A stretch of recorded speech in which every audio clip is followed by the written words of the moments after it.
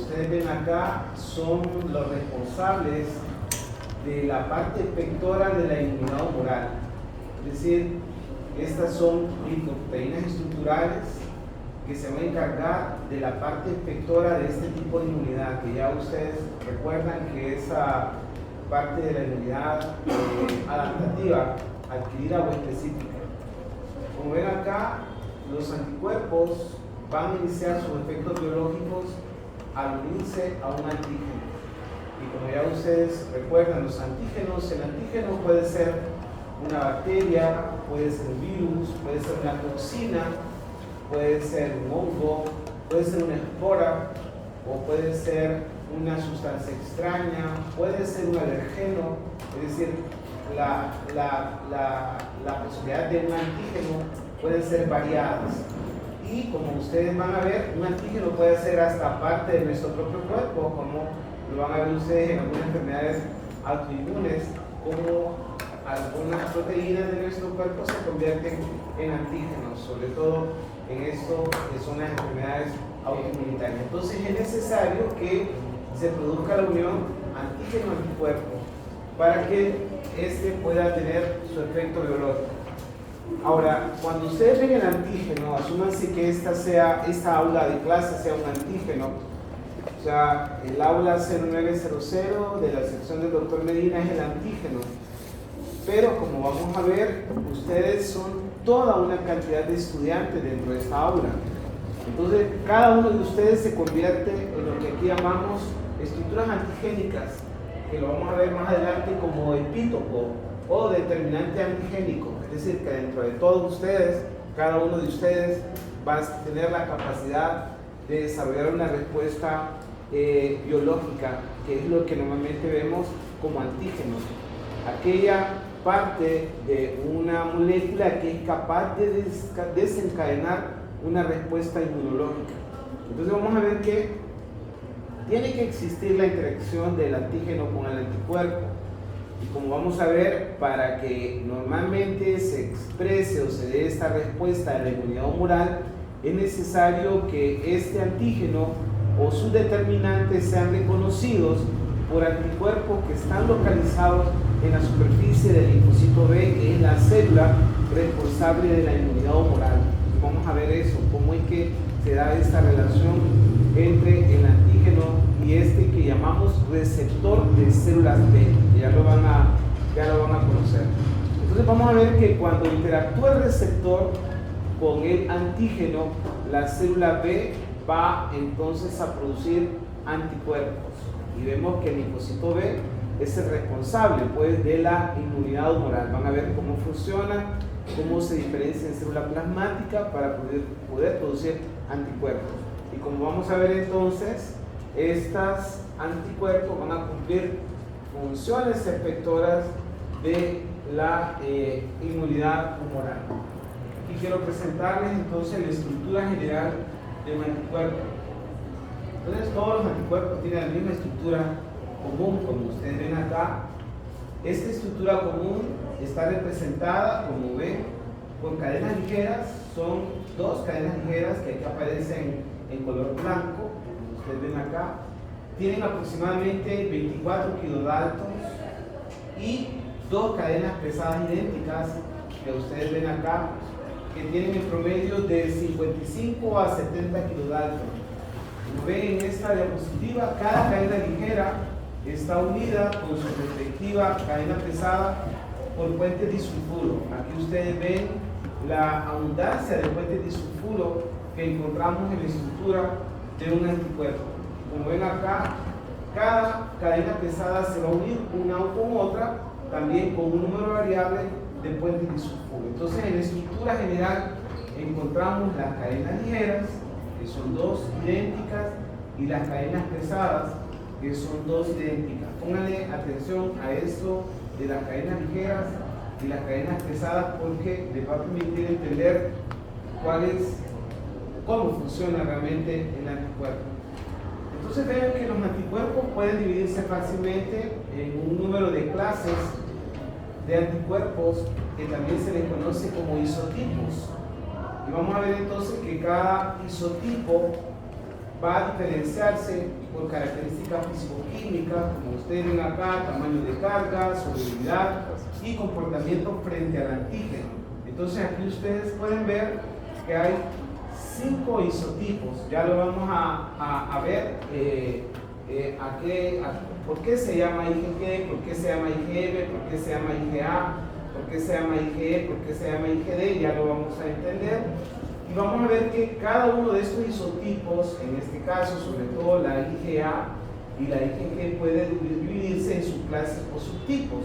Y aquí aparece entonces que la IgA1 puede dividirse en IgA1, que es monomérica, ya la vamos a revisar, y la IgA2, que es dimérica, que también se le llama IgA secretora, y la IgG puede dividirse, como ustedes ven acá, en 4 subclases o subtipos, en donde vamos a ver la IgG1, IgG2, IgG3, IgG4, en la cual se subdivide la IgG. Entonces aquí vamos a ver la característica de la división. Veamos entonces cómo es la estructura de estos anticuerpos y cómo es que se clasifican en esto que llamamos isotipos o clases. Entonces, cuando nosotros vemos la estructura de cada isotipo o subtipo, vamos a ver que normalmente comparten regiones de secuencias de aminoácidos idénticos que se diferencian de los anticuerpos que pertenecen a otros isotipos o subtipos. De tal manera entonces que son las cadenas pesadas de estos anticuerpos lo que permite, recuerden aquí al alfabeto griego, ver la característica del isotipo. Por ejemplo, si las cadenas pesadas son U, se llama IgM, si son delta, se llama IgD, si son gamma, se llama IgG, si son alfa, se llaman IgA, y si son épsilon, se llaman IgE. Ahora, estas cadenas pesadas, como ustedes ven acá, que es esto que ven en esta parte de esta diapositiva, es entonces lo que define a lo que es la clase o, como les decía, subtipo de anticuerpos. Y sobre esta parte que es la cadena pesada es donde descansa la capacidad de respuesta que va a tener cada uno de estos isotipos o clases de anticuerpos. De tal manera que estas cadenas pesadas, como ustedes ven acá, son únicas de cada isotipo y le da, como ustedes ven acá, la capacidad de unirse al receptor de superficie celular y la capacidad, como ustedes ven acá, de reaccionar ante un antígeno, y la respuesta inmunológica que se espera va a depender entonces de la característica de esas cadenas pesadas. Entonces, cuando nosotros vemos, por ejemplo, la IgA, ustedes vieron que la IgA se subdivide, aquí ven ustedes, en subclases o subtipos. O sea que la IgA va a compartir las mismas cadenas pesadas, la IgA1 y la IgA2. Y la misma IgG1, IgG2, IgG3, IgG4 van a tener las mismas características de sus cadenas pesadas, lo que le va a dar, como les mencionaba, su capacidad de respuesta inmunológica. Es decir, son las cadenas pesadas las que van a ser responsables de las propiedades que va a tener cada uno de estos anticuerpos de acuerdo a su clase o subclase, como ya les mencioné. Y entonces vean que normalmente todos los anticuerpos tienen las mismas cadenas ligeras, kappa y lambda. Casi todos los isotipos pueden contener cualquiera de los dos tipos, de tal manera que son funcionalmente idénticas. Lo que cambia son las cadenas pesadas en cada subclase, con cada clase o en cada subclase. Pero, como ustedes ven acá en esta diapositiva, vamos a ver que las cadenas ligeras son prácticamente las mismas, independientemente del isotipo o de la subclase. Y aquí les puedo ver en esta diapositiva lo que les menciono. Cada una de las cadenas pesadas cambia, como ustedes ven, si es A, alfa, delta, epsilon, gamma, mu, y entonces esto es lo que determina lo que es la característica de la clase y de la subclase. Pero como les mencionaba, las cadenas ligeras son prácticamente iguales entre uno y otro anticuerpo. En este caso, de las clases o subclases son prácticamente las mismas. Entonces, como lo que mencionaba, lo que cambia básicamente son las características de las cadenas pesadas. Ahora, como ven aquí, normalmente existen diferencias en la secuencia de aminoácidos en las regiones constantes de las cadenas ligeras y pesadas de los anticuerpos, y esto permite, como ustedes ven acá, que se diferencie la IgG en estas que llamamos subclases, IgG1, IgG2, IgG3 y IgG4, que son genéticamente determinadas, y aparecen los dos isotipos que caracterizan las subclases de lo que es la IgA, que es la IgA1 y la IgA2, que como les mencionaba, esta diferencia es lo que conocemos como halotipos, que básicamente son las subclases que ya les comentaba en cuanto a la IgG y a lo es la IgA. Entonces aquí aparece la estructura general para verlo de otra forma. Como ven acá, es la estructura del anticuerpo, es una cadena polipeptídica, como ustedes ven acá, de 110 aminoácidos, en donde aparece un extremo, como ya ustedes vieron, la secuencia de una proteína N-terminal hasta una secuencia carboxilo-terminal, que es la estructura que normalmente vemos en una proteína. Entonces vamos a ver que cada isotipo de la hemoglobina hay una gran variabilidad en el dominio amino-terminal. Esta variabilidad está aquí, en el dominio N-terminal. Y entonces vamos a ver que en esta región del dominio, que le correspondería al N-terminal, es donde vamos a encontrar lo que llamamos regiones variables. En esta vamos a encontrar que hay regiones variables para las cadenas ligeras y hay regiones variables para las cadenas pesadas. Entonces vamos a ver que del resto de los dominios hacia el extremo carboxilo terminal, que sería desde esta parte donde está el amino terminal hasta la región del carboxilo terminal, son constantes, de tal manera que es altamente conservado, como ustedes ven acá. Y como ustedes ven acá, desde ahí entonces aparece que hay dominios constantes para las cadenas ligeras y dominios constantes para las cadenas pesadas. De esa manera entonces vean aquí en esta diapositiva, pueden ustedes observar que existe un dominio constante para la cadena ligera, que ustedes pueden ver, y aparece un dominio constante, y aparece un dominio variable para las cadenas pesadas, y aparecen 3 dominios constantes para las cadenas pesadas. De esa manera hay 3 dominios para las constantes para las cadenas pesadas, y vamos a ver entonces que encontramos estas regiones de variabilidad que, como les comentaba, están cercanos al extremo amino-terminal en la estructura de la cadena polipeptídica. Ahora, esta región variable entonces significa que puede cambiar, le da una gran variabilidad. Ya van a ver qué responsabilidad tiene esta región variable y vamos a ver qué responsabilidad tiene esta región constante. Entonces veamos en esta diapositiva lo que acabamos de decir. Decíamos que el anticuerpo son cadenas polipeptídicas en donde ustedes se encuentran 2 cadenas ligeras, les decía, y aparecen las cadenas pesadas.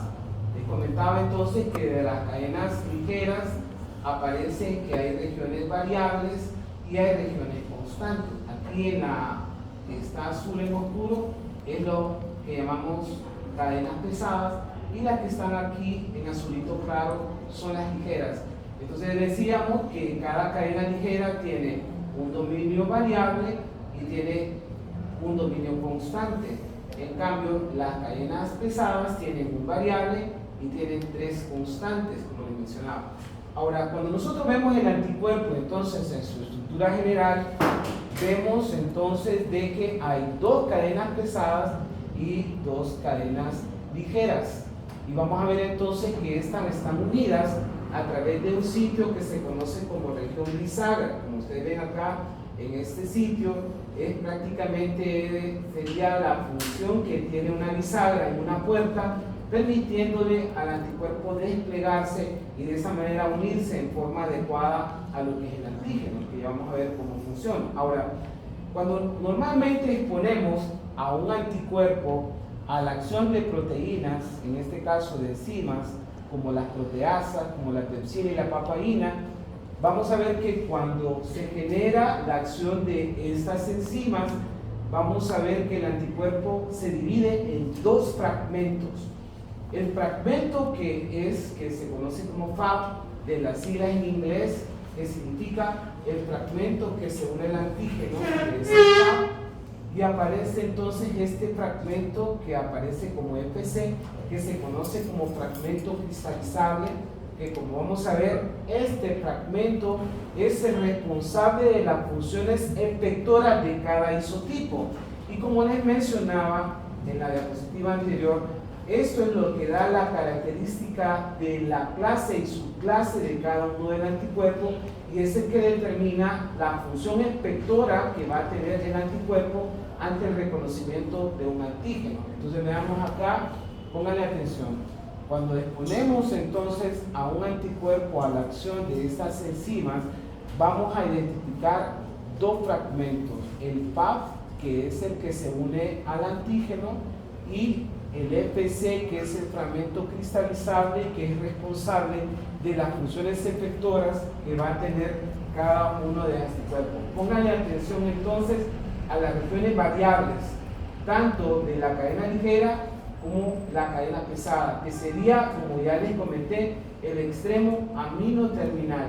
Vean, desde el extremo amino terminal, entonces las primeras regiones tienen una gran variabilidad, pero dirigiéndose desde acá hasta el extremo carboxilo terminal, que es este que está acá, vamos a ver que hay una constancia o preservación de la secuencia, en este caso, de los aminoácidos que están en estas cadenas pesadas. Entonces de eso vemos lo que les decía, la gran variabilidad en esta parte. Ya van a ver qué importancia tiene la presencia de estas regiones variables en cuanto a la función de reconocimiento que tiene el anticuerpo por el antígeno. Entonces aquí está lo que les comentaba. En las regiones variables, como ustedes ven acá, que están acá, variables para la cadena ligera, variables para las cadenas pesadas, vamos a tener segmentos cortos, más o menos de 10 aminoácidos no contiguos, que se llaman regiones de hipervariabilidad, que son estas regiones que están aquí. Estas regiones de hipervariabilidad, como ustedes ven acá, son importantes porque aquí es donde interactúa el antígeno con el anticuerpo.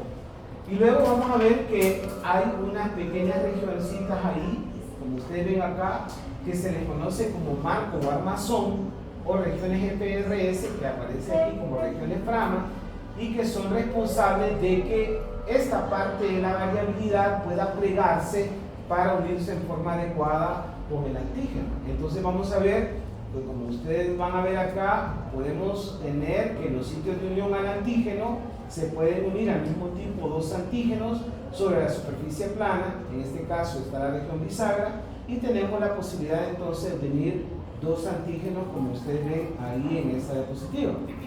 Ahora, veamos entonces que cuando nosotros vemos esta región de variabilidad, vamos a ver que en esta región de variabilidad es donde identificamos en el anticuerpo el paratopo, que como ustedes ven acá, el paratopo es el lugar específico donde se va a unir el anticuerpo, como van a ver, al antígeno. Y el antígeno, como vamos a ver, va a mostrar en su superficie lo que llamamos determinantes antigénicos o epítopos, que es lo que va a reconocer el paratopo. Es decir, que a nivel de la región variable, que hemos visto en las diapositivas anteriores, vamos a ver que aquí en esta región va a estar el paratopo, que son las regiones de variabilidad, y es donde estas regiones de variabilidad se van a unir a los determinantes antigénicos que vamos a encontrar en el antígeno, que se llaman epítopos.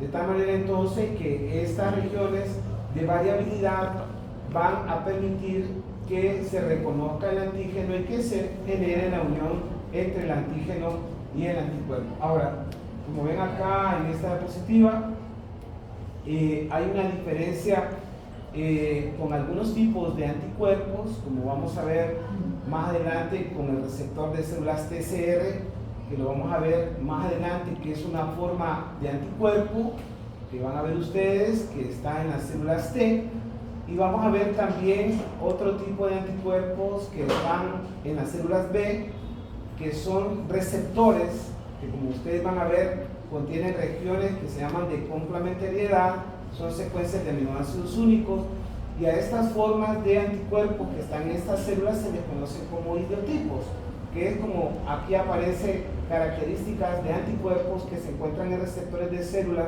y que ya les voy a presentar para que conozcan otro tipo de inmunoglobulinas que están ancladas a superficies de células, como el caso del BCR y el TCR que vamos a ver más adelante. Entonces, hasta ahora es lo que acabo de mencionar. Esta es la estructura general de un anticuerpo, y entonces solo para reforzar lo que les he mencionado, entonces la inmunoglobulina o gamma globulina o anticuerpo tiene esa estructura general en donde vamos a encontrar, como les decía, dos cadenas pesadas y dos cadenas ligeras. Les decía que estas cadenas pesadas y ligeras están unidas por cantidades variables de puentes disulfuro, y les comentaba que la unión entre las cadenas pesadas en este centro forma la región bisagra, que actúa como una bisagra en una puerta, permitiendo de que el anticuerpo pueda acoplarse en forma correcta cuando se une al antígeno. Les decía que viendo la estructura del anticuerpo podríamos identificar desde el extremo amino terminal al extremo carboxilo terminal las regiones de variabilidad, que como ustedes ven acá, tiene regiones variables las cadenas ligeras y tiene regiones variables las cadenas pesadas. Y les decía que aquí en estas regiones de variabilidad es donde se encuentra el paratopo. El paratopo, como vamos a ver, va a ser específico para el epítopo, que se va a encontrar en el antígeno, y ya se lo voy a presentar. Les comentaba entonces que en estas regiones de variabilidad están las regiones de hipervariabilidad, y en estas regiones de hipervariabilidad entonces son secuencias de aminoácidos que permiten la unión del anticuerpo al antígeno. Les decía que si se sometía un anticuerpo a la acción de enzimas como la papaína, ¿verdad?, o la pepsina, podíamos identificar dos importantes regiones en el anticuerpo: el PAB, que es de sus siglas en inglés, fragmento que se une al antígeno, y les decía el EPC, que es el fragmento cristalizable, que como ustedes ven está formado solo por cadenas pesadas, y como ya les decía, esta parte del anticuerpo es lo que le da la característica a la clase o subclase, y es lo que determina la propiedad específica de cada anticuerpo, que se llama IgA, IgM, IgG, IgE, y este va a ser responsable de las propiedades efectoras que tiene el anticuerpo. Pongan atención al EPC para que más o menos entiendan del receptor del EPC. Para esto hay un receptor en las células fagocíticas, que ya lo vamos a ver, para que veamos el EPC. Y pongan atención al FAO. Entonces es aquí en donde se va a unir el antígeno al anticuerpo, y va a unir y generar esta unión que llamamos antígeno-anticuerpo. ¿Hasta ahí estamos bien? Damos cheque. Ok. Ahora, cuando nosotros vemos los anticuerpos, vemos que estos anticuerpos pueden encontrarse en una forma monomédica, que es la que yo les mostré en la estructura general, pero hay algunos que tienen la característica que pueden polimerizarse, y al polimerizarse pueden formar dímeros o pentámeros. Entonces vean acá en esta diapositiva el caso de la inmunoglobulina A, que puede formar dímeros, y el caso de la inmunoglobulina N, que puede formar pentámeros. Cuando nosotros vemos la unión de anticuerpos formando dímeros o pentámeros, le da algunas características interesantes a cada uno de estos anticuerpos, es decir, esta capacidad de polimerizarse.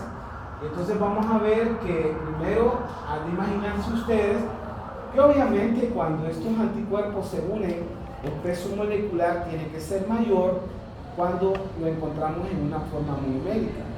Y la otra característica es que ustedes han de imaginarse de que definitivamente la capacidad de unirse al antígeno va a ser mayor en una forma pentamédica que en una forma de tipo monomédica.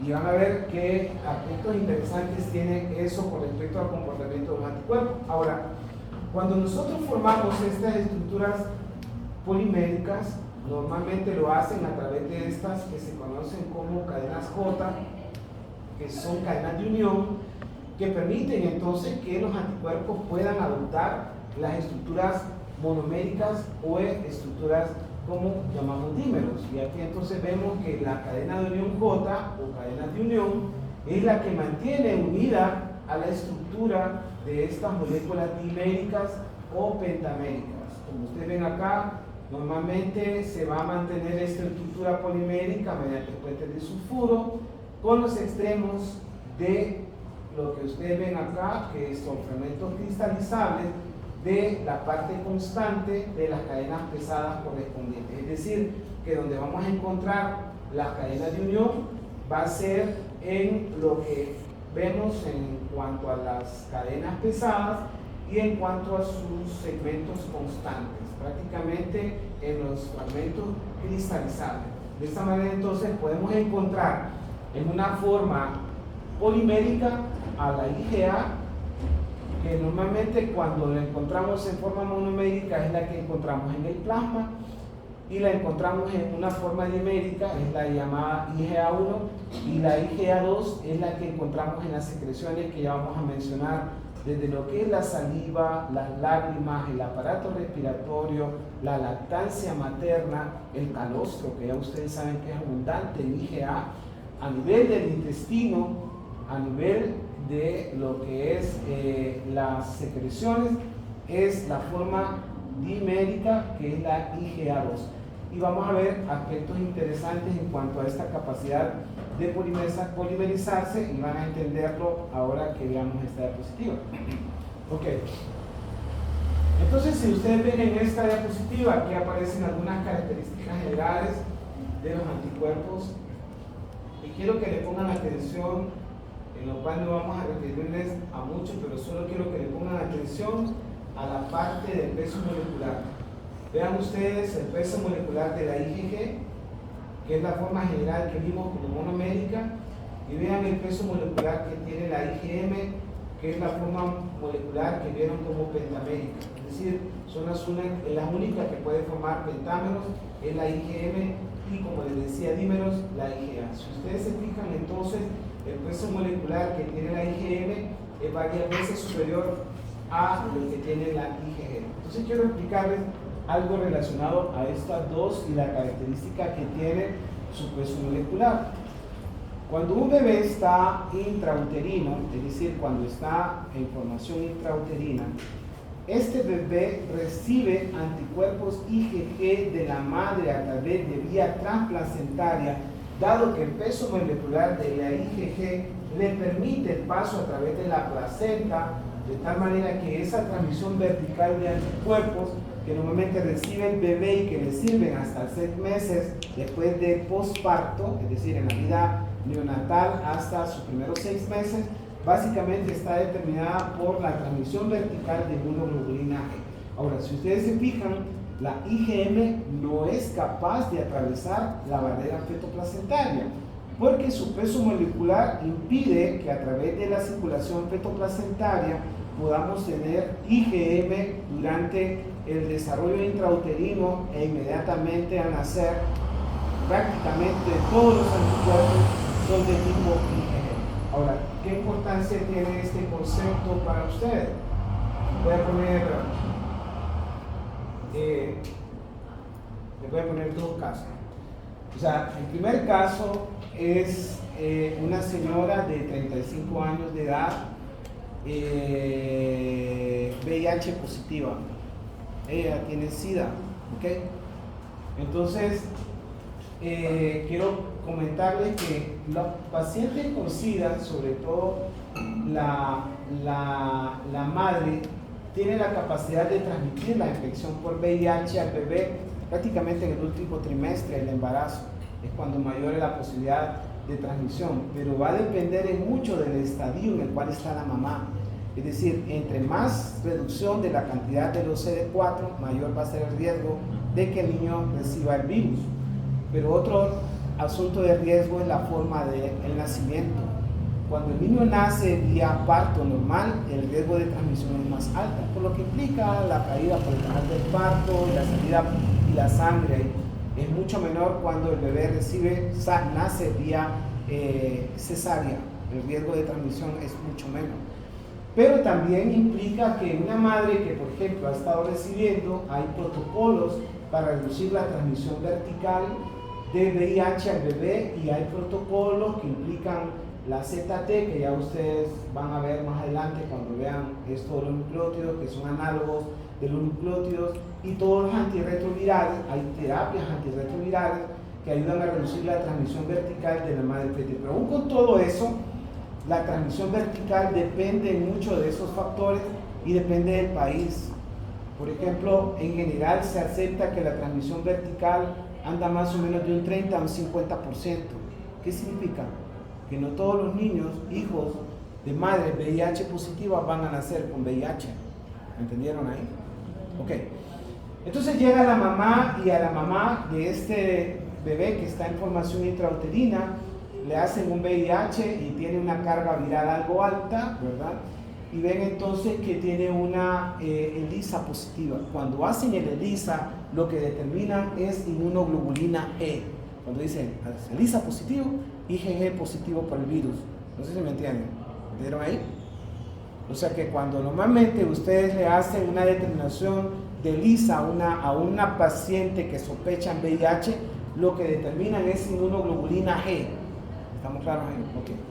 Entonces ocurre que durante el periodo intrauterino, esta madre VIH positiva tiene cantidades altas de anticuerpos contra el virus, le va a transmitir al bebé en forma vertical esos anticuerpos, porque la IgG atraviesa la barrera fetoplacentaria, y entonces cuando el bebé nace en la primera semana, incluso en el primer día, ¿cómo va a estar el ELISA? Los primeros días, ¿sí? Disminuida. Positiva. Es decir, el bebé va a tener anticuerpos IgG positivos transmitidos verticalmente de la mamá. Pero ¿tiene infección por el virus del VIH? No sabemos, porque la transmisión es de un 20 a un 50%. Es decir, que no sabemos.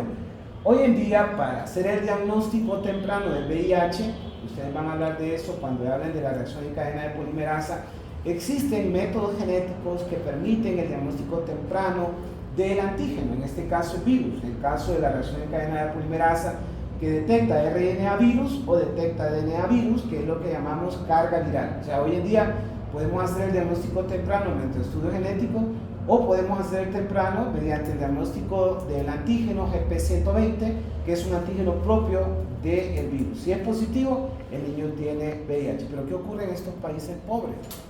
Que normalmente no tenemos para hacer esos test. Y ustedes ven que una reacción en cadena de polimerasa es carísima, ¿no? Para una madre pobre, ir a gastar 1.200 hasta 5.000 empiras, 6.000 es un alto costo, ¿no? Entonces, ¿qué se hace en los hospitales públicos?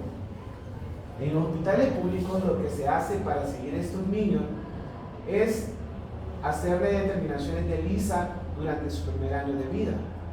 Y a uno más o menos saben que a los 18 meses los niveles de IgE transmitidos por la madre prácticamente tienden a desaparecer. De tal manera que si un niño tiene una IgE positiva y tiene 4 años, significa que el niño está infectado, porque la mayor parte de los anticuerpos debieron haber desaparecido a los 18 meses. No sé si me explico, ¿no? Ok, ¿me entendieron? Entonces a este bebé le hicieron la determinación que nace, le hacen determinación y encuentran que tiene la IgG positiva, el niño tiene un ELISA positivo, y definitivamente, básicamente hacen bebé con ELISA positivo, con una madre seropositiva. Significa que el niño prácticamente estuvo en contacto con el virus durante el periodo intrauterino, pero no saben si tiene una transmisión vertical o no del virus. Entonces hay que seguir ese niño o mandarle estudios genéticos, como ya mencionaba, para determinar la presencia del antígeno, en este caso el virus del VIH, o les mencionaba algunos de sus epítopos, el GP120, que es uno de los más frecuentes. Bueno, hasta ahí estamos viendo el VIH. Ok. Durante el periodo intrauterino hay una secuencia de virus, hay un grupo de virus que pueden causar cuadros sistémicos en el neonato, y estos cuadros sistémicos normalmente se asocian a fiebre, ictericia, que nosotros le llamamos colestásica, porque esta ictericia es por expensas de la bilirrubina directa, Lo vamos a entender cuando veamos la parte de, en forma general, de cuando hay anemias hemolíticas, la bilirrubina que aumenta es indirecta, pero cuando hay alteraciones hepáticas, le aumenta en la bilirrubina directa. Entonces uno dice hepatitis colestásica, está refiriéndose a la bilirrubina directa. Produce neumonitis intersticial, produce hepatoesplenomegalia, retardo del crecimiento intrauterino y causa un cuadro muy parecido a una sepsis neonatal. A todo eso que les describí se conoce con el nombre de TORCH, síndrome de TORCH. Este síndrome de TORCH está determinado por estos virus: toxoplasmosis, rubiola, citomegalovirus, herpesvirus, hepatitis B y unimos el SIDA. Todos esos causan el TORCH. Este síndrome se da normalmente cuando la madre se infecta en el periodo intrauterino, que es básicamente el periodo embrionario, las primeras 3 meses de vida. ¿Estamos bien? ¿El periodo embrionario hasta dónde va?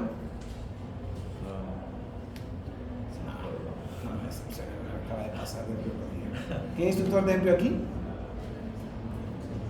Instructor de embrión, periodo embrionario hasta la 8ª semana.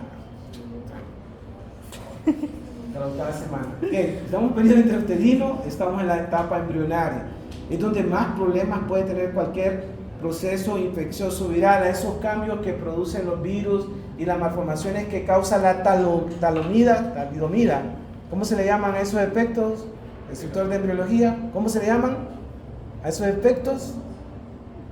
Durante el periodo embrionario asociado a fármacos como la talidomida se le llaman teratogénicos.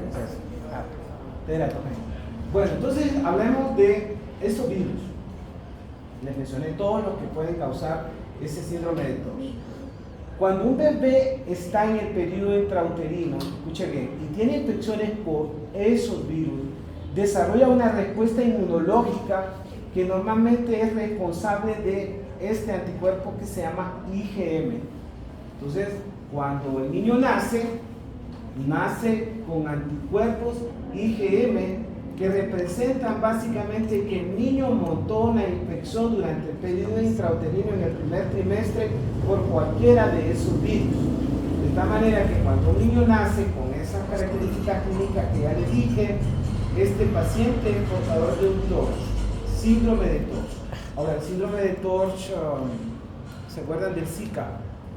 ¿El virus del Zika?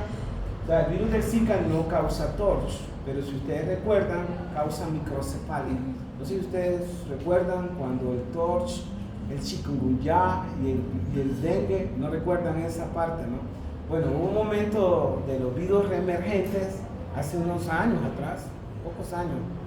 Creo que ustedes no estaban, todavía no habían decidido estudiar medicina. Entonces, el virus del Zika, cuando la madre se infecta, estando con Zika, puede causar microcefalia. De hecho, no sé si ustedes tal vez no estuvieron atentos a las noticias de ese tiempo, pero la OMS consideró la infección del Zika como una enfermedad emergente de riesgo epidemiológico a nivel mundial. No sé si ustedes estuvieron atentos a eso, pero el problema es que causó muchos niños con microcefalia. Ahora, pero fíjense ustedes que el asunto es la microcefalia y el otro asunto es la repercusión. ¿Cuál sería la repercusión en un paciente que tiene microcefalia para usted? Disminución de... Bueno, sería como retraso, se le diría. Él dice retraso en su ganancia de sus habilidades cognitivas, motoras, aprendizaje, lenguaje. En teoría es lo que ustedes esperan, ¿verdad? Que haya un retraso, lo que llamamos en desarrollo psicomotor. Se llama desarrollo psicomotor. Pero no es así, piensen. En el Zika no causa esto. Estos virus pueden causar calcificaciones cerebrales, o sea, microcalcificaciones, puede causar retinopatía, es decir, puede causar daño a nivel de la retina. Ya les voy a poner unos casos para que más o menos lo puedan deducir. Entonces, cuando un niño en el periodo neonatal nace con cualquiera de estas manifestaciones y tiene IgM positiva por toxoplasma, rubiola, citomegalovirus o cualquiera de esos virus que les mencioné, tiene TORCH positivo, es decir, el paciente tiene un síndrome de TORCH. Bueno, les voy a poner el caso de una doña de 40 años de, no, voy a poner edad fértil, de 28 años de edad. Llega al ginecólogo porque durante su periodo de infancia, cuando nace ella, su mamá durante el periodo intrauterino tuvo toxoplasmosis. La toxoplasmosis, para los que no conocen, es causada por el Toxoplasma gondii. El Toxoplasma gondii es el problema de las que mantienen gatos en su casa, ¿no? El vector es el felino, el gato. Por eso que los gatos, en donde hay mujeres, hay que tener mucho cuidado. Porque el gato, además de la toxoplasmosis, ¿verdad?, tiene 2 alergenos. En su saliva y en la caspa es altamente alergénico. Y el gato es tan gato que ustedes pueden regalarlo y tarda entre 8 a 12 meses en desaparecer el alergeno. O sea, aún sin estar el gato, el que es rinítico, alérgico, tiene asma o eczema por el pinche gato, tarda un tiempo en desaparecer sus síntomas. Y además de eso, en sus uñas tiene una bacteria que se llama bartonellosis, se llama la condición, con la bacteria se llama Bartonella hanselae. Causa el síndrome del arañazo de gato. Es decir, que es un síndrome cuando el gato le hace una herida, de inmediato, en las primeras 2 semanas, el paciente se llena de un montón de ganglios y puede agarrar varias cadenas linfáticas asociadas a la Bartonella. Se llama Bartonella hanselae, para que recuerden. ¿No? ¿Cuántos nombres hay de bacterias, verdad? De cosas que ustedes escuchan. Pero todos los gatos lo tienen. O tienen que estar la pregunta es que para saber qué gato lo tiene, mejor no tener gato. Bueno, hay gatos muy lindos. Bueno, entonces estamos cheques, la señora con el miedo, porque la mamá de ella tuvo toxoplasmosis, y cuando esta niña sale, que ahora está embarazada, cuando nace, el médico le detecta una chorioretinitis por toxoplasma.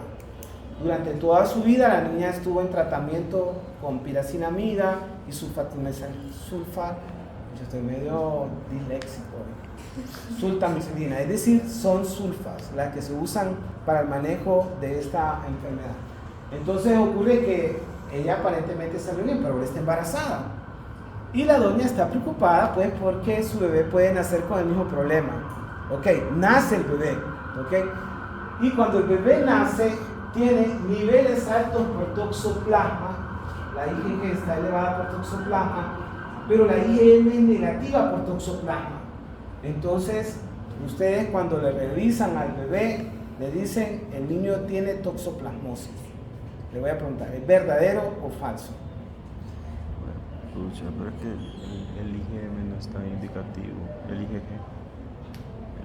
Me di todo. ¿En qué periodo es que en el primer trimestre ¿en qué se detectaron esos? Se infecta. El último trimestre, pero les di todos los datos para que puedan dar una respuesta. Yo creo que no. ¿Usted cree? Ok, él dice que no, Carlos.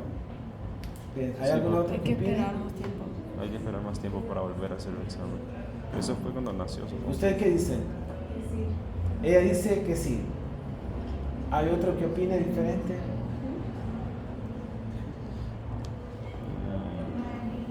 No tiene la infección. ¿Por qué? Porque la infección intrauterina va a ser determinada por los niveles de IgM. ¿Ok? De tal manera que cuando un niño nace con IgM positiva, significa que desarrolló una infección intrauterina. ¿Por qué? Porque la IgM no atraviesa la barrera petoplacentaria. Y lo que este niño tuvo fue la transmisión de los anticuerpos que la mamá le pasó durante su vida intrauterina. Ahora quiero que vean entonces en esta diapositiva lo que ocurre durante la vida fetal. Vean ustedes toda relación a la IgG sérica, de tal manera que contribuye durante el periodo intrauterino. Recuerden que la transmisión vertical es por anticuerpos ¿verdad? Pero cuando el bebé nace, vean ustedes que a partir del primer mes ya comienza a producir anticuerpos de la vida neonatal en la infancia. Y por eso es muy importante esto con respecto a las inmunizaciones. Vean ustedes, en parte sería una de las explicaciones por qué la inmunización en niños normalmente tiene que ser tan repetida. Ustedes han visto que le ponen a los 2 meses DPT, polio, le ponen también hepatitis B, meningitis, rotavirus, neumococo. Luego a los 4 meses lo mismo, luego a los 6 meses lo mismo, ¿okay? Porque la presencia de anticuerpos maternos durante los primeros años de vida interrumpe la producción de anticuerpos del niño. De tal manera que normalmente, si ustedes se fijan, la vacuna del sarampión, rubiola y paperas normalmente es una dosis al año, pero repiten 4 a 6 años después y solo son 2 dosis. Porque al año ya prácticamente no hay un obstáculo de los anticuerpos maternos para la producción de anticuerpos del niño, para que ustedes vean ahí. Ok, veamos algunos aspectos de esta inmunoglobulina M. Recuerden lo que ya les mencionaba. Tiene un peso molecular muy alto, no atraviesa la barrera fetoplacentaria, y cuando ustedes la detectan en un neonato en el cual tiene manifestaciones clínicas de TORCH, siempre va a ser un diagnóstico de una infección congénita o perinatal. Es decir, que para hacer el diagnóstico del TORCH nos valemos en la determinación de la IgM, por toxoplasma, por citomegalovirus, por herpesvirus, por hepatitis B o por cualquiera de los que les mencioné con relación a la etiología del TORCH. Este anticuerpo lo podemos encontrar en forma monomérica, pero lo vamos a encontrar anclada a la superficie del linfocito B. Ya vamos a ver cómo está anclado en el linfocito B, que se conoce como receptor de BCR. Es decir, que también lo encontramos en una forma monomérica, pero en el plasma lo encontramos en una forma pentamérica. Pero lo vamos a ver pronto cuando veamos el receptor del BCR. Recuerden, la inmunoglobulina G es la más importante de los anticuerpos séricos, y les mencionaba que es la única capaz de atravesar la placenta y está relacionado con la transmisión vertical de anticuerpos de la madre al feto, para que recuerden la IgG. La IgA, recuerden que existen 2 formas, y no olviden entonces que cuando vemos la saliva, el moco, el líquido gástrico, el calostro, vamos a encontrar la IgA secretora, que es la IgA2, y la que encontramos en sangre es la IgA1. Como ustedes ven acá, vamos a tener un aumento de la IgA2 en el calostro, pero también vamos a encontrarlo en todo lo que son las secreciones, como aparece ahí, la inmunoglobulina A de tipo secretor. La IgE, ayer yo les comentaba de que hay células con receptores para este anticuerpo, les decía el mastocito, hablaba ayer del basófilo, hablaba del eosinófilo, y les decía que este anticuerpo normalmente se une a antígenos alergénicos y también parásitos. Y les comentaba que este anticuerpo, unido al antígeno, va a unirse al mastocito o al basófilo o al eosinófilo, y es responsable de la degranulación de estas células. Yo les decía que este anticuerpo, que es la IgE, junto con estas células que ya les mencioné, son responsables de la inmunidad mediada por IgE, que llamamos hipersensibilidad temprana o hipersensibilidad tipo 1 de la clasificación de Helmholtz, que ustedes la van a revisar más adelante cuando veamos este concepto de hipersensibilidad. Todo eso que ustedes ven después de que se exponen al gato y a su alergeno y que comienzan a estornudar, y que comienzan a moquear, y que comienzan a congestionarse de su nariz, y que aquel prurito nasal, todo tiene que ver con la IgE, que se unió al antígeno, en este caso de la capa del gato, unidos viajaron hacia el receptor que tiene el mastocito, unidos hacen que el mastocito se degranule y secrete histamina, que es responsable de todos estos efectos que ustedes ven, pero además triptasa, serotonina, ¿verdad? Heparina, que son, como les mencionaba, mediadores ya formados. Y luego aparece la otra etapa, que es la etapa tardía de la reacción alérgica, que tiene que ver con los leucotrienos. Recuerden que les decía de los leucotrienos ya ustedes lo vieron, se forman en el mastocito en forma tardía y tiene que ver con esta respuesta IgE. Entonces la IgE se le conoce también como reagínico en relación a las alergias, y como ustedes ven acá, genera esos eventos que les decía a nivel del mastocito relacionados con la hipersensibilidad inmediata.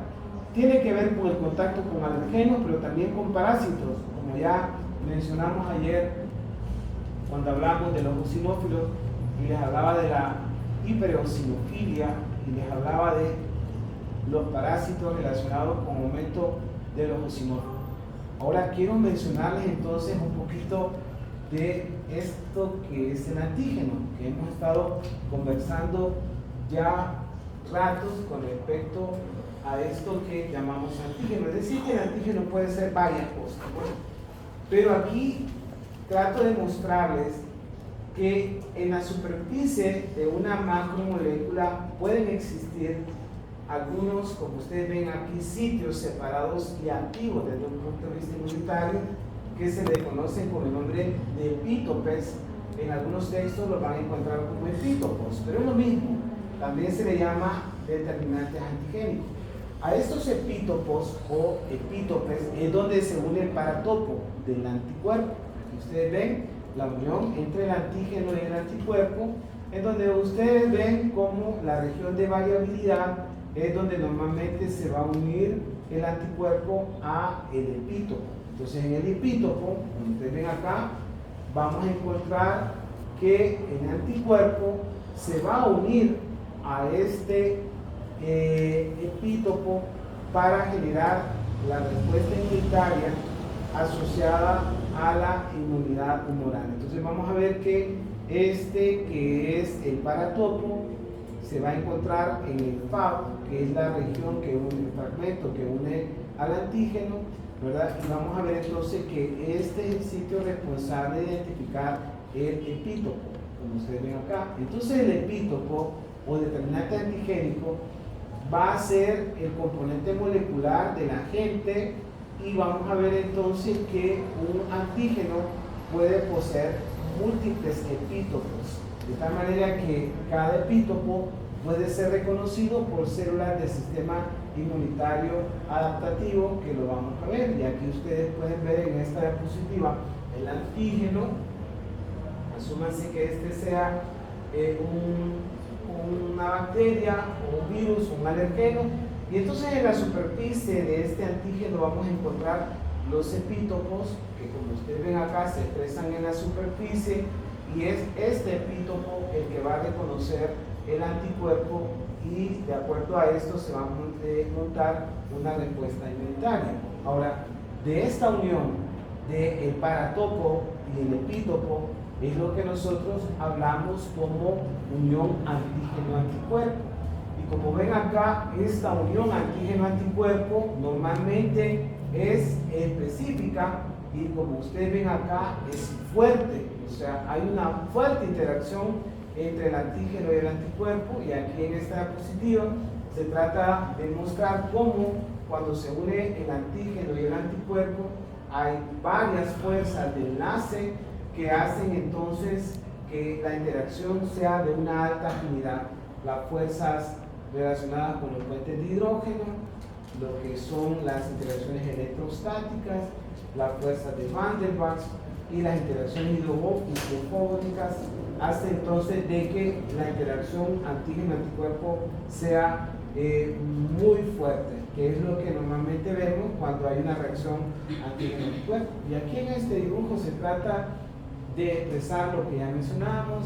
Aparece el FAB, aparece el extremo amino terminal, aparece aquí entonces el paratopo que une el epítopo, en este caso de este antígeno, y esto es lo que nosotros conocemos como interacción antígeno-anticuerpo. Aquí tenemos entonces la unión entre un antígeno y un anticuerpo, que como ya les decía, es aquí en la región variable o de hipervariabilidad, donde vamos a encontrar el paratopo para unirse al epítopo o epítope, como hemos estado mencionando.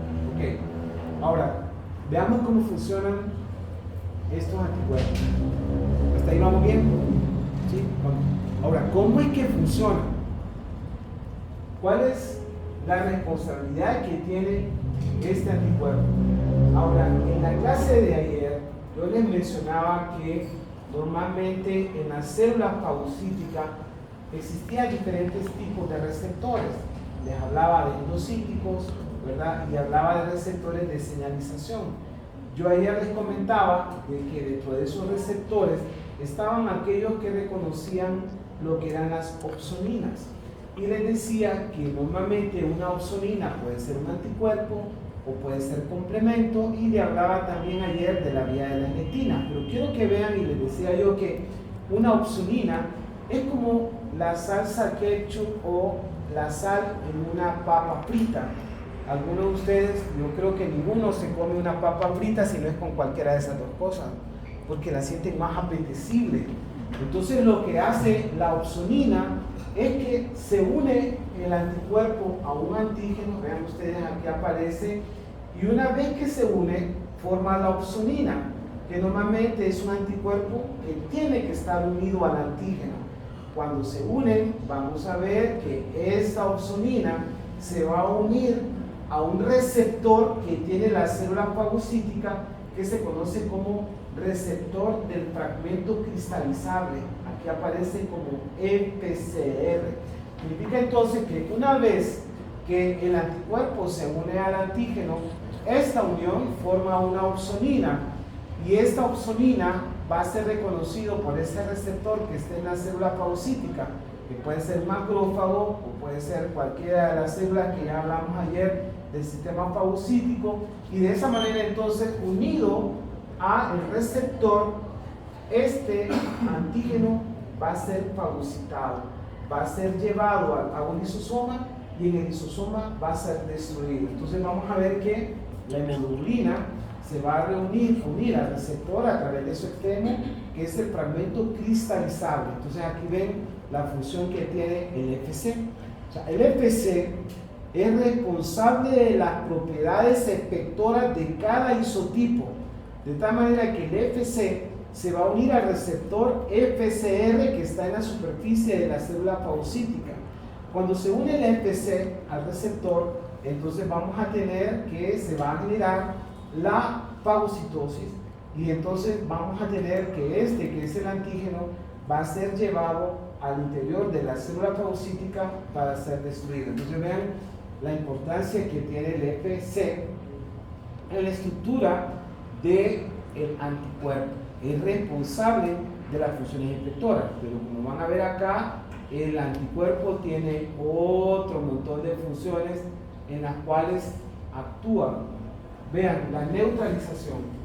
De tal manera que el anticuerpo es capaz de recurrir prácticamente a un patógeno, dificultando la unión de este patógeno a un receptor de superficie. Prácticamente lo neutraliza. Además tiene la capacidad de activar la vía del complemento, que lo vamos a revisar en la próxima clase cuando hablemos de complemento, otra proteína del plasma. Generar opsoninas, que ya mencionamos, hace apetecible la fagocitosis del antígeno por la célula fagocítica.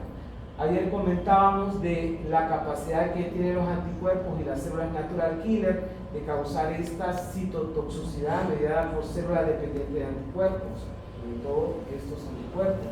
La hipersensibilidad desencadenada por IgE, que ya mencionamos en cuanto al mastocito. Pero igual hay otras funciones en el paso de la IgA en cuanto a la inmunidad neonatal mediada por IgG, que ya hemos mencionado, y vamos a ver entonces que estas funciones son todas propias de los anticuerpos. Aquí en esta diapositiva están prácticamente señaladas todas de una manera como esquemática y bonita, de tal manera que un anticuerpo, cuando se une a un antígeno, aquí aparece el antígeno, aquí aparece el anticuerpo, aquí aparece el sitio de unión que ya hemos mencionado. Entonces vamos a ver que tiene la capacidad de generar una respuesta adaptativa o específica, porque vamos a ver que la unión de este antígeno a un anticuerpo que está en la célula B va a hacer que este produzca anticuerpos. Ya lo vamos a ver pronto eso. Luego tiene la capacidad de, como ustedes ven acá, marcar el antígeno y hacer entonces que esto que se llama opsonina sea más fácilmente fagocitado. Entonces, una vez que se marca con el anticuerpo, entonces esta unión antígeno-anticuerpo hace que sea más fácilmente fagocitado. Pero al mismo tiempo tiene la capacidad de neutralizar cuando se produce y rodear totalmente, por ejemplo, una toxina, y de esa manera entonces puede inactivar a una toxina bacteriana cuando la neutraliza, es decir, es incapaz de la toxina de unirse a un receptor dado que ha sido inactivado por la unión del anticuerpo. O, como vamos a ver, es capaz de que el natural killer, mediante las perforinas y las agrupinas, puede causar una muerte celular mediada por anticuerpos, que ayer conversábamos cuando realizamos la natural killer. Y ya les he mencionado hasta el día de hoy ejemplos en los cuales la IgE unido a un anticuerpo puede generar la degranulación del mastocito, que les decía la hipersensibilidad tipo 1, que es mediada por IgE en todas las reacciones alérgicas, asma, en lo que es el eczema, en cuanto a lo que es la rinitis alérgica, tiene que ver con esta forma de granulación, y aparece la activación del complemento, pero vamos a ver más adelante cómo se va a generar lo que llamamos la muerte por lisis osmótica mediada por unión antígeno-anticuerpo mediante la vía clásica del complemento, que la vamos a mencionar más adelante. ¿Hasta ahí vamos bien? Ok, entonces ahora van a entender cómo es que se produce, y lo van a entender con algunas condiciones que son comunes. Entonces les decía que la responsabilidad de la producción de anticuerpos está por la célula B. Esta célula B es responsable de la inmunidad humoral, de tal manera que esta célula B va a ser capaz de responder a distintos tipos de antígenos, y esta célula B va a ser capaz de producir todos estos anticuerpos que hemos mencionado, de tal manera entonces que esta célula B en diferentes localizaciones anatómicas va a ser capaz de generar una respuesta inmunohumoral, de tal manera que todos los anticuerpos, como ustedes ven acá, para que se produzcan, tiene que haber una interacción del antígeno con lo que llamamos células B maduras, que van a expresar en su superficie una inmunoglobulina que se llama BCR, que es el receptor de célula B. Les comentaba que ese receptor puede ser IgM o puede ser IgD, pero la IgM que aparece en el receptor del BCR es monomérica, diferente a lo que hemos visto con lo que es el plano. Vean, entienden para qué es lo que vemos del linfocito B. Ahora, normalmente en el ser humano los linfocitos B se procesan, como ustedes ven acá, durante la mitad de la vida fetal y en la médula ósea a final de la vida fetal y tras el nacimiento. Pero se descubrieron por primera vez en aves, como ustedes ven aquí en un órgano de preprocesamiento que se llamaba bolsa B o bolsa de Fabricio. De tal manera que a esta razón es porque el linfocito B se llama linfocito B, porque normalmente se identificaron en la bolsa de Fabricio en aves, por eso se llama linfocito B, para que ustedes vean el nombre. Entonces vean que inicialmente en el hígado fetal y médula ósea, y entonces aquí es donde vamos a ver la característica importante del linfocito B maduro, en donde gana su receptor y gana su inmunocompetencia. Yo ayer les conversaba de lo que era la médula ósea y les decía que era un órgano encargado de la linfopoiesis, y les decía también que aquí el linfocito B adquiría su inmunocompetencia. Vean qué significa adquirir su inmunocompetencia para el linfocito B. Entonces, cuando nosotros tenemos a nivel de la médula ósea la célula madre pluripotencial, entonces la célula madre mediante la estirpe linfoide se divide en célula B. Aquí a nivel de la médula ósea, entonces vamos a ver que el linfocito B adquiere su inmunocompetencia. ¿Y qué significa adquirir su inmunocompetencia? Que adquiere primero lo que es su receptor, se llama receptor de célula B, y este receptor es una inmunoglobulina de tipo M o de tipo D, que es responsable de reconocer antígenos para que el linfocito B produzca anticuerpos. Entonces, además de adquirir su receptor en la médula ósea, el linfocito B adquiere lo que llamamos la molécula de histocompatibilidad clase 2, de tal manera que en la superficie del linfocito B vamos a encontrar estas moléculas de histocompatibilidad clase 2. Pero al mismo tiempo, el linfocito B adquiere toda esta cantidad de moléculas que se llaman coseñalizadoras. De tal manera que en su estadía en la médula ósea, el linfocito B adquiere su diferenciación desde una célula inmadura hasta una célula madura.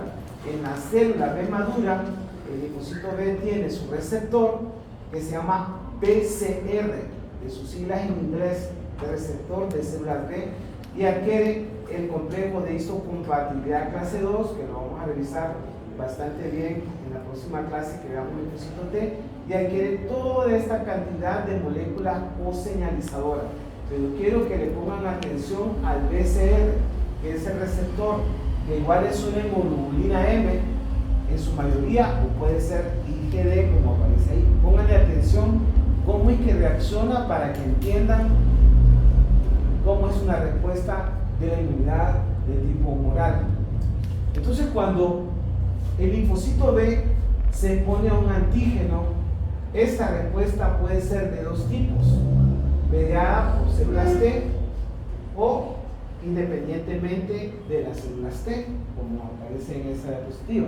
Pongan atención, ayer yo les mencionaba 3 APC, les hablaba de la célula dendrítica, les mencioné el macrófago que ya revisamos, y hoy les voy a mencionar el linfocito B como una APC de células, de las siglas en inglés, célula presentadora de antígeno, es decir, de las siglas en inglés al revés, en castellano, APC, que es una célula presentadora de antígeno. Veamos cómo funciona este linfocito B para que se produzcan anticuerpos. Y vamos a ver entonces esa respuesta mediada por el linfocito T, que no lo hemos visto en clase, pero vamos a entenderlo porque es bien sencillo con lo que vamos a revisar ahora. Entonces vean ustedes, cuando el antígeno en su estructura tiene, como ustedes ven acá, proteínas, vamos a ver que es la única forma de que pueden generar anticuerpos es cuando el linfocito B le presenta este antígeno al linfocito T.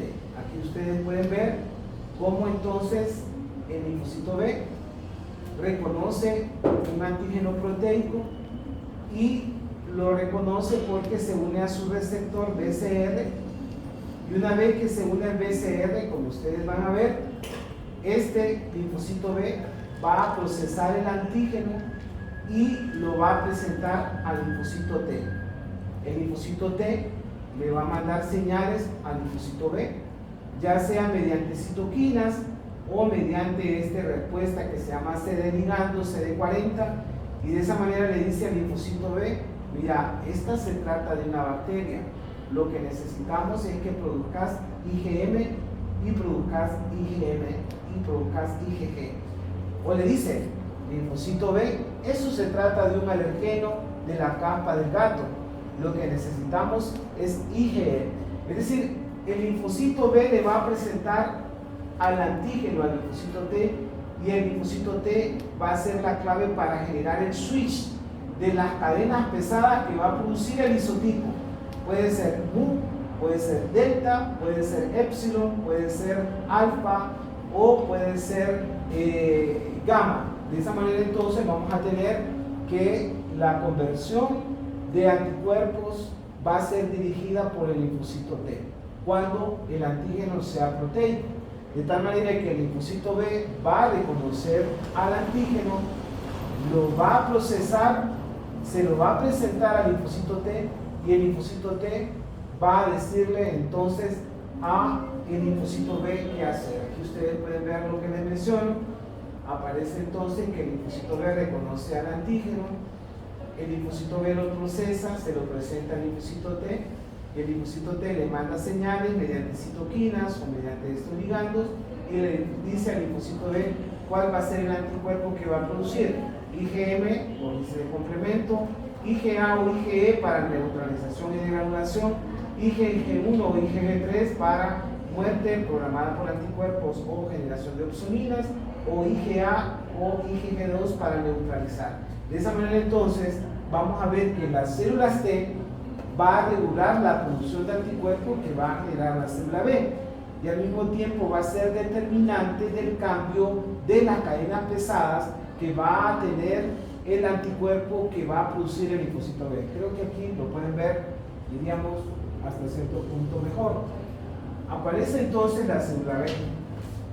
La célula B reconoce el antígeno que es proteico, pero la célula B no puede producir anticuerpos si no le presenta primero este antígeno al linfocito B. Entonces lo que hace la célula B es procesar el antígeno y presentárselo al linfocito T. Como ustedes ven acá, el linfocito T, una vez que ha reconocido el antígeno que le ha presentado el linfocito B, lo que dice es, mira, tenés que producir este tipo de anticuerpos. Entonces le manda señales mediante esto que se llama CD40 y CD40L al linfocito B, y de esa manera entonces activa el linfocito B para que se diferencie de célula plasmática y comience a producir los anticuerpos que, de acuerdo a lo que le presentó el linfocito B, el linfocito T le dice el cambio del switch de las cadenas pesadas del isotipo, o le manda interleuquinas, en este caso citoquinas, y le dice al linfocito B, bueno, lo que tenés que producir es IgM, o luego lo que tenés que producir es IgE. Entonces lo que hace la información que le manda el linfocito T es básicamente el cambio de las cadenas pesadas del isotipo. Pero al mismo tiempo, vean ustedes, lo interesante de esto es que esta información que le ha presentado el linfocito B y que luego por retroalimentación el linfocito T le dice al linfocito B que va a producir, no solo genera células que van a producir anticuerpos, sino que también genera células de memoria. Y estas células de memoria van entonces a permanecer latentes y van en un futuro a recordar que ya se expusieron a este antígeno, y cuando se vuelva a exponer la respuesta va a ser muy rápida. Entonces les voy a mostrar cómo es lo que pasa y cómo se va dando. ¿Hasta ahí estamos bien? ¿Estamos bien? Estamos entonces con un paciente que le llegó a la consulta médica porque el día de hoy comenzó a hacer fiebre, ¿ok? Y ustedes piensan que el paciente lo que tiene es un dengue, ¿ok? Pongan ahí. El dengue tiene 4 serotipos, o 4 serotipos, estamos, ¿eh? Y todos circulan hoy en día, todos andan dando vuelta, ¿ok? Entonces estamos en el niño. Entonces, ¿qué ocurre cuando el niño se pone al virus del dengue? Pongan atención para que lo entiendan y ustedes lo transmiten a su familia.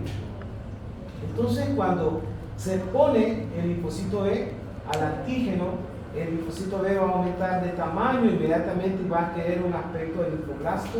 Como ustedes ven acá, algunos linfoblastos se van a diferir hasta formar plasmoblastos, que son los precursores de las células plasmáticas, y los plasmoblastos van a comenzar a dividirse a una velocidad de una vez de cada 10 horas, aproximadamente 9 divisiones. En 4 días va a producir una población de 500 células por cada plasmoblasto original. Vean ustedes, y cada célula plasmática madura va a producir anticuerpos a una velocidad de unas 2000 moléculas por segundo. Este proceso va a continuar varios días o semanas hasta que las células plasmáticas se agotan o mueren.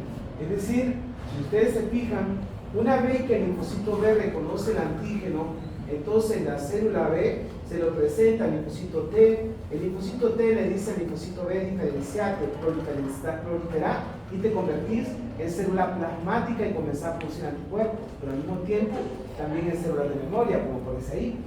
Entonces vemos que el antígeno viral vamos a hacer que la célula se haga que el linfocito B comience a producir anticuerpos.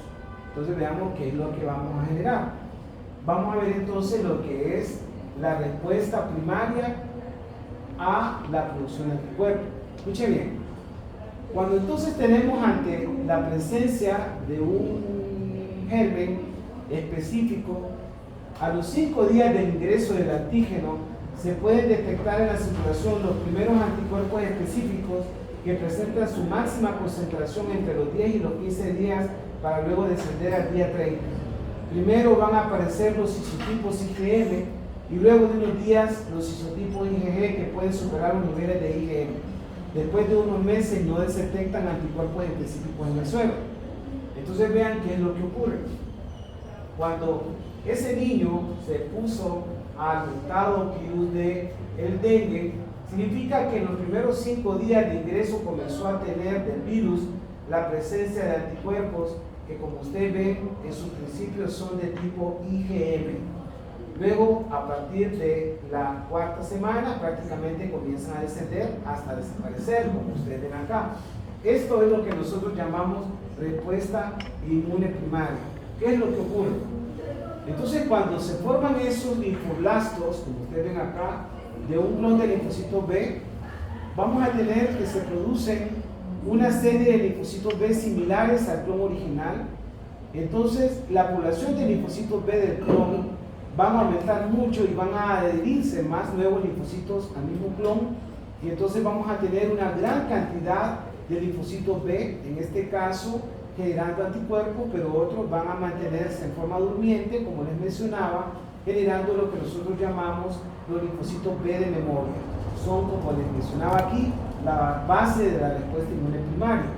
De tal manera que cuando el paciente nuevamente se expone al virus, como ustedes ven acá, al antígeno, significa que ya tiene una población durmiente o latente de linfocitos B, que cuando se expone nuevamente el virus, la respuesta debe ser mucho más rápida y puede ser más efectiva, pero como van a ver, la respuesta inmune secundaria no va a ser de la inmunoglobulina M, sino que va a ser de inmunoglobulina G. Entonces vean que inmediatamente después de la exposición, casi al 3er día ya tenemos concentraciones altas de anticuerpos que van a neutralizar a este antígeno, y por lo tanto el paciente que ya ha tenido exposición a un virus definitivamente no va a volver a enfermar, dado que tenemos esta población o clon de linfocitos B, que como ya mencionamos son de memoria y que van a responder con una forma más rápida en lo cuanto a la producción de anticuerpos.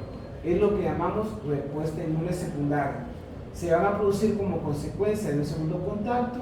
Está acelerada la producción de anticuerpos. Vean ustedes, entre 10 y 100 títulos de anticuerpos el aumento, y son todos IgG y son responsables de la respuesta inmune secundaria. Y aquí ustedes pueden ver lo que les comentaba, cuando aparece la respuesta primaria y aparece entonces la respuesta inmune secundaria. De tal manera que cuando el paciente se ha expuesto, ya ha tenido contacto con un determinado antígeno, la respuesta secundaria es mucho más rápida, es mucho más eficaz, y de esa manera entonces el paciente no vuelve a enfermar. Como ustedes ven en esta diapositiva, aparece la respuesta primaria y aparece la respuesta secundaria. Entonces la pregunta es, a este niño que le llegó al consultorio ahorita con fiebre de 39-40 grados centígrados, lo ven decaído, está en mal estado general, está inapetente, está febril, y le mandan a hacer entonces la determinación de la serología por dengue y le sale la IgM negativa e IgG negativa. ¿Este paciente tiene dengue o no tiene?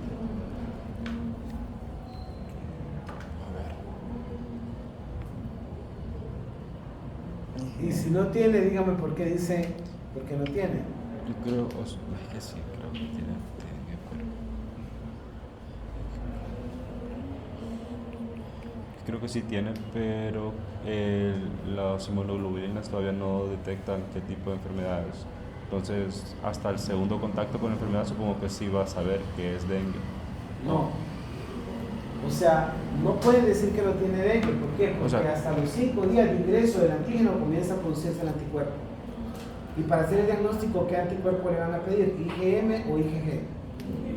IgM.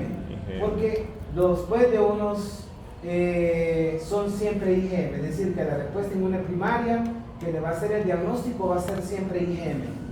Entonces, cuando ustedes le manden a hacer la determinación del diagnóstico para el virus del dengue, tienen que hacer determinación de IgM, y recuerden, no aparece en los primeros días, aparece hasta el 5 días después de que el virus del dengue ha empezado. Para eso hoy en día entonces tenemos la determinación de los antígenos.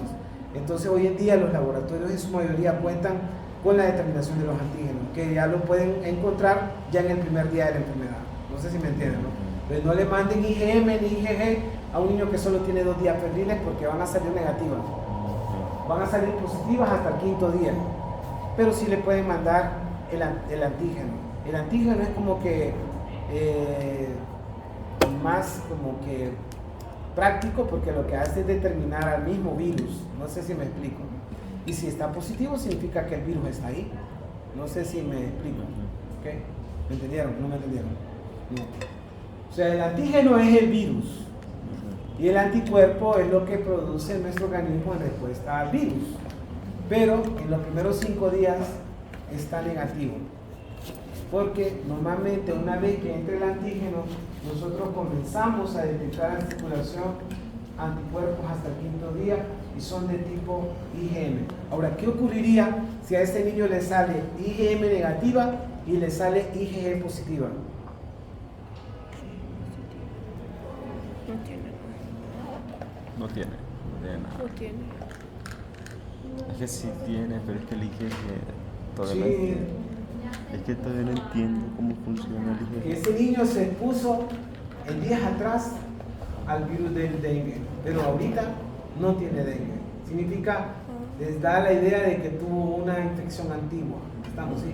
Que es la característica de la IgG. Eso mismo ocurrió cuando el coronavirus. Ustedes están recién queriendo comenzar a estudiar esto, pero ustedes recuerdan que cuando comenzaron determinaban nada más serología.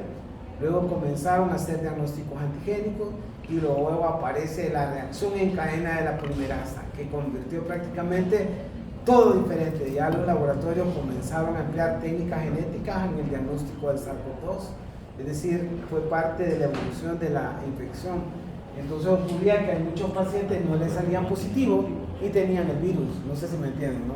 Porque normalmente la infección es una respuesta primaria y es hasta el 5.º día de la enfermedad, y como les mencionaba, desaparece ya a partir de los 30 días, pero los valores de la IgG pueden permanecer un tiempo después, y lo que finalmente determinan es que el paciente estuvo expuesto en algún momento pasado a la infección por, en este caso, una mujer. Entonces, dos cosas interesantes que han aprendido hoy.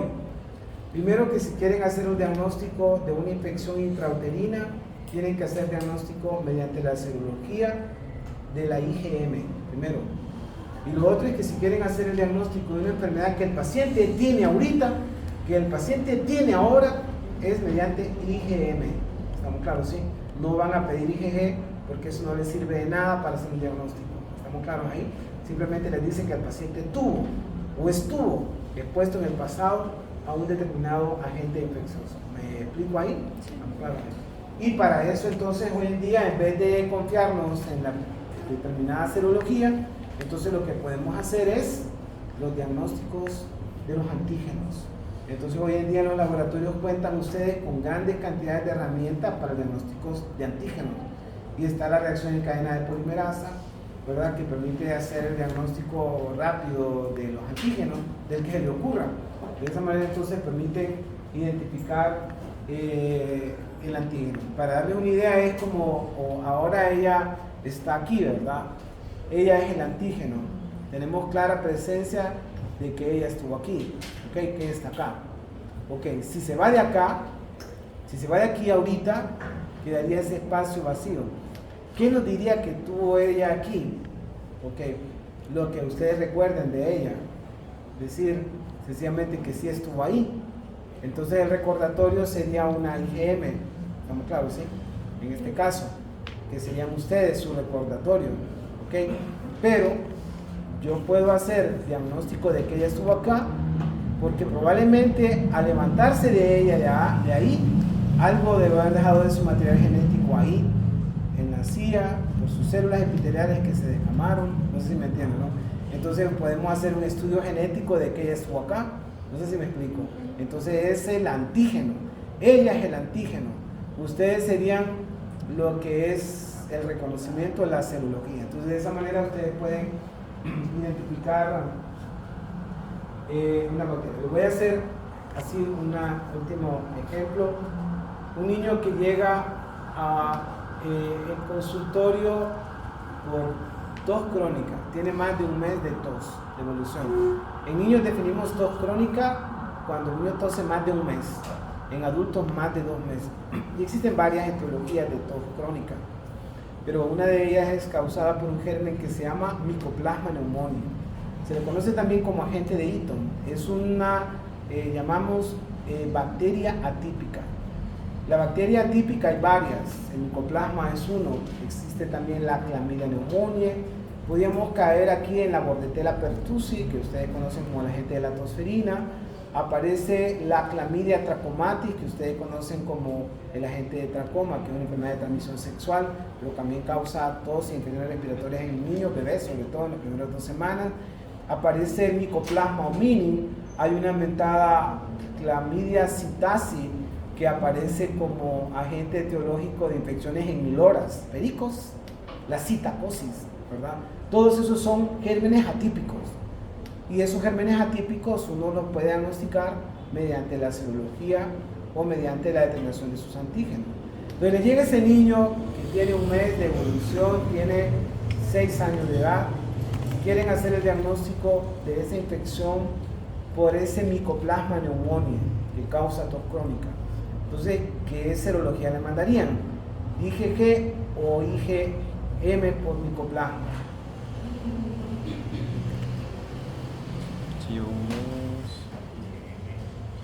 es que tiene que ser IgM para saber qué es lo que es. Siempre sería IgM, ¿verdad? Porque es la que les va a dar que el paciente está ahorita con la infección por esa bacteria. Hoy en día ustedes pueden hacer el diagnóstico de todos los agentes etiológicos, como les mencionaba, mediante la determinación del antígeno, pero pueden ayudarse de laboratorio. Ahora quiero mostrarles esta otra forma de producción de anticuerpos, en donde el linfocito B lo que reconoce son polisacáridos y lípidos presentes en el antígeno. Si ustedes se fijan, esta es la respuesta T dependiente, requiere del linfocito T, pero el linfocito B puede reconocer antígenos y su respuesta es independiente del linfocito T. Es decir, no van a generar una activación policlonal, pero van a generar diferenciación y proliferación de la célula B. De esta manera entonces vamos a tener siempre la producción de IgM alta, pero vamos a hacer polisacáridos en lípidos y no vamos a tener acá la presencia del linfocito T, y entonces no van a generar expansión clonal, tampoco van a tener linfocitos B de memoria, pero sí van a tener una respuesta de IgM alta para la destrucción de este polisacárido o este lípido presente en un determinado antígeno. Entonces es para que vean